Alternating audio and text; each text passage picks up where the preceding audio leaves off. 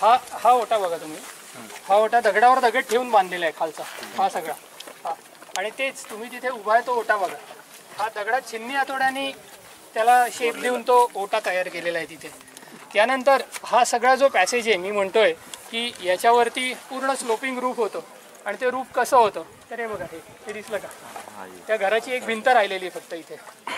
आणि अशीच भिंत त्या नगरखान्याच्या पलीकडेही राहिलेली. एक प्रश्न आहे, हां एक पाकीमध्ये एक हो पाकीमध्ये हो हो हो हा पूर्ण एक पाकी का? हा एक पाखी होता. हा कडेचा जो सेक्शन आहे तो एक पाखी आहे सगळा.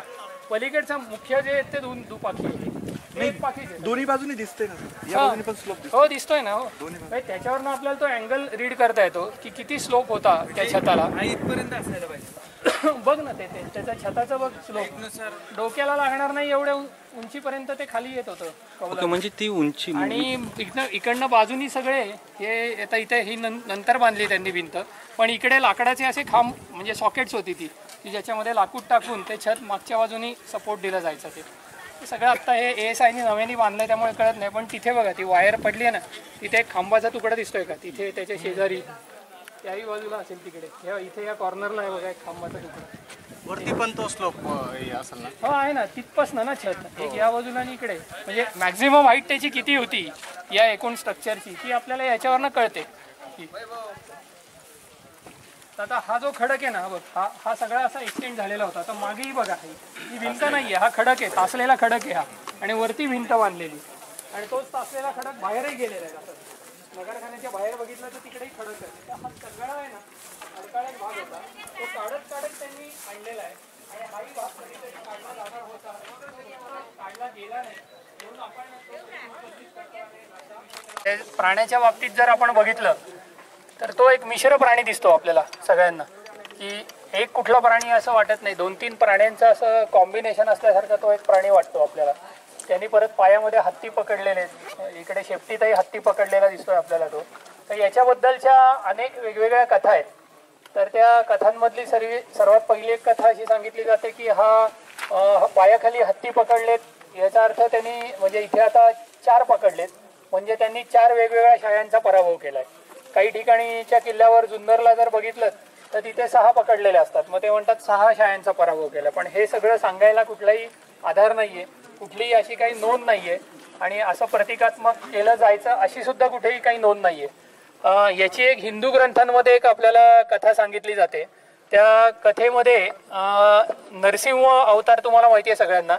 तर या नरसिंहाचा लोकांना त्रास व्हायला लागला. हिरण्यकश्यपूचा त्यांनी जेव्हा वध केला त्याच्यानंतर तेव्हा तो लोकांमध्ये जेव्हा वावरायचा तेव्हा लोकांना त्याच्या त्या ॲग्रेसिव्हनेसचा त्रास व्हायला लागला. तर तेव्हा लोकांनी शिवाचा शंकराचा धावा केला आणि तेव्हा शंकरांनी या प्राण्याचं रूप घेतलं आणि तो नरसिंह अवतार संपवला, अशी एक कथा आपल्याला मिळते. पण शेवटी ती कथा आहे शैविझम आणि वैष्णविझम म्हणजे शैव आणि वैष्णव या 2 पंथांमधच्या एकमेकांच्या वादांमधनं आलेली ही कथा आहे.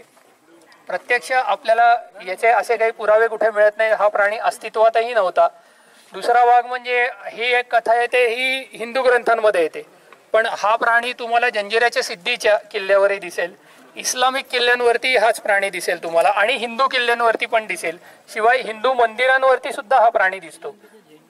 नाही, तो सिंह आहे श्रीलंकेच्या झेंड्यावर, तो शरभ नाही येतो. मदुराईचा आणि रामेश्वराच्या मंदिरामध्ये जे आतमध्ये जे मोठमोठे प्लेयर आहे बरोबर आहे, ते जवळपास 7 फूट 8 फुटाच्या शरभाचं ते. हा, तर त्याला व्याल म्हणतात, व्याल.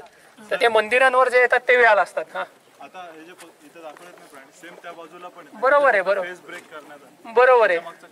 आता ते मधल्या काळात कोणी तोडले हे नाही सांगता येणार. जसं ते मूर्ती तोडल्या जातात तसं काय समाजकंटक काय सांगता येत नाही. तर हे एकूण या शरभाची म्हणजे मी जी आता कथा सांगितली त्या कथेमध्ये शरभ हा त्यावेळेचा सर्वात स्ट्रॉंग प्राणी असं आपण म्हणू. तर ते दरवाज्यावर दाखवण्यामागचं कारण हे असतं की या राजाच्या सामर्थ्याचं प्रतीक म्हणून तो शरभ इथे वरती दाखवला जातो. आणि मग हा शरभ किती सामर्थ्यशील आहे तर त्यांनी पायात शेपटीत हत्ती पकडलेले आहेत, यातून त्याचं सामर्थ्य दाखवलं जातं. म्हणून ते एक सामर्थ्याचं प्रतीक म्हणून वेगवेगळ्या किल्ल्यांच्या दरवाज्यांवर आपल्याला हे शरभ लावलेले दिसून येतात.